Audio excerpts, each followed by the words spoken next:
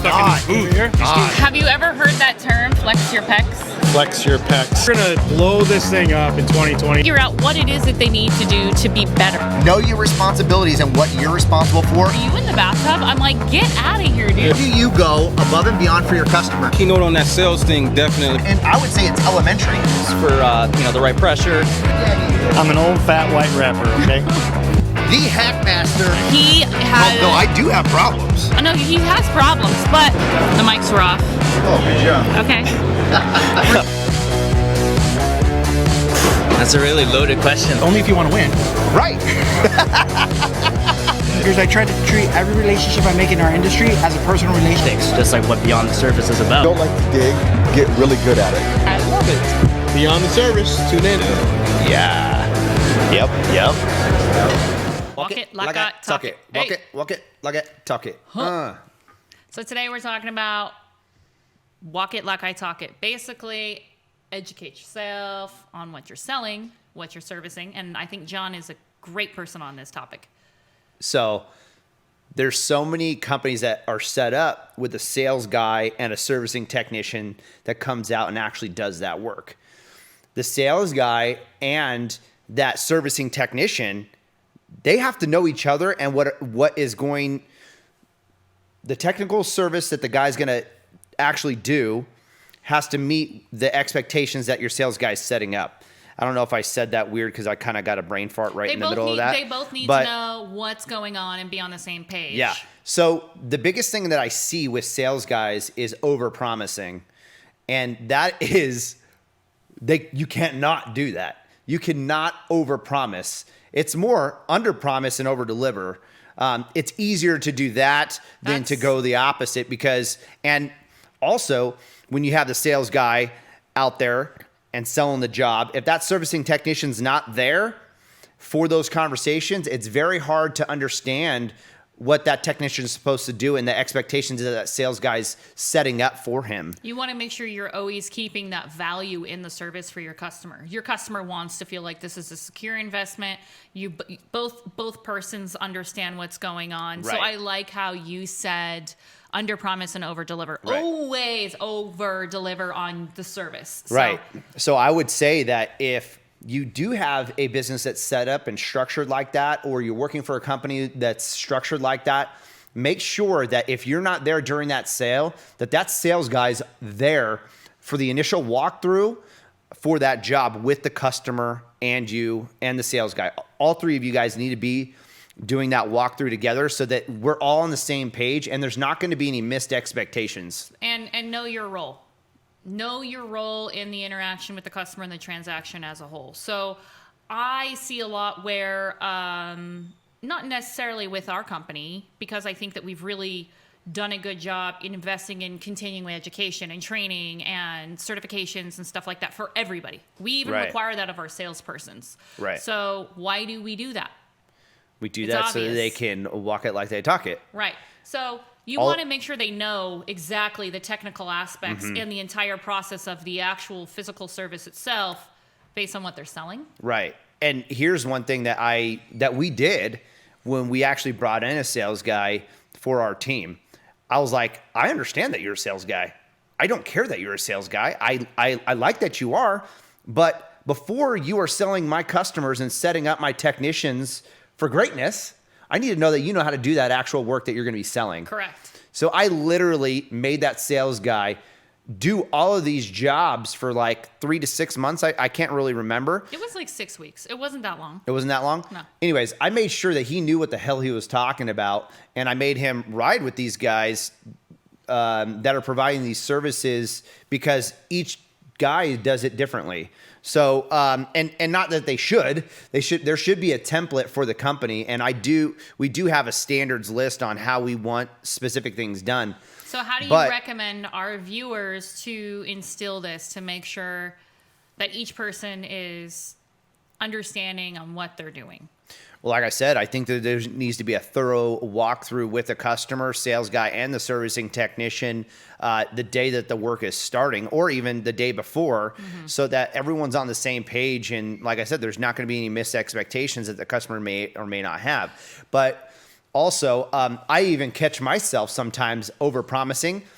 And then I think to myself, I'm like, wow, I really overshot that. And the customer's thinking, I know what the customer's thinking. They're thinking that I'm going to be doing something more because I kind of misled them in one small aspect of what I was talking about, and not on purpose. It just happened. And then, so I'm also the servicing technician. So I'm like, I know where I could have misled my customer. I'm going to make sure that I over deliver in that area. You have to make sure that the conversation is upfront. Right. You have to make sure that you're honest, that you're being really thorough and direct with the customer.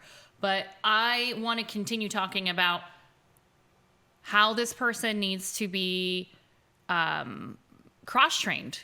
Yes. I think the first step is continuing education. Oh, yeah. You know, California doesn't require contractors to do continuing education. When I was in dental, I had to take continuing education courses because there's new products, new requirements, new FDA regulations and stuff like that. Most states actually require But it. they should. California should. Arizona doesn't either. So we take it upon ourselves to invest in continuing education classes. We pay for classes for our technicians to take. Yep. OSHA classes, safety classes, technical training classes. There's tons of free classes online, like tons. Almost every manufacturer out there has classes online, especially now after COVID and during COVID. Yes. All of those companies were doing lives about their products and the proper installs of those products.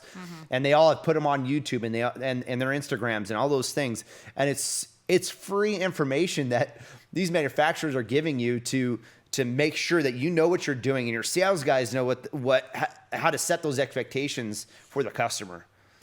Yeah, I mean, we take it upon ourselves. I'm not going to be that type of business owner or employer that just expects, or is like, I'm not going to do it because it's not required of me. If you already have that mentality, you're already losing and you're already falling behind. You should be pushing yourself to constantly be relevant, to be the best, and make sure your employees literally are the best. Right. We all go into business, starting a business or working for another company, wanting to be number one, wanting to be the best. But what are you doing to actually be the best? And I think that your education and your product and your trade is where it starts. It absolutely does. Yeah, you're totally right. I think that no one is ever the best at everything or anything specifically. No. You can't pretend like, okay, my Instagram's OG Plum God. That doesn't mean I freaking know everything. No. That doesn't mean I think I know everything. I know I have things to learn all day long, every day. And you have to keep that open mind so that you can grow and you can actually have this knowledge in your brain, especially if you're a sales guy and you know how to install it. You're talking about these fine details because those fine details actually will help you get a step ahead of the next person that's coming in there to try and sell that job for that customer. If you could teach your customer something that the other person cannot, then you are going to get that job because I say this all the time. If you can't teach your customer something different than they already know, then you're never going to sell that job because they already think that they know more than you.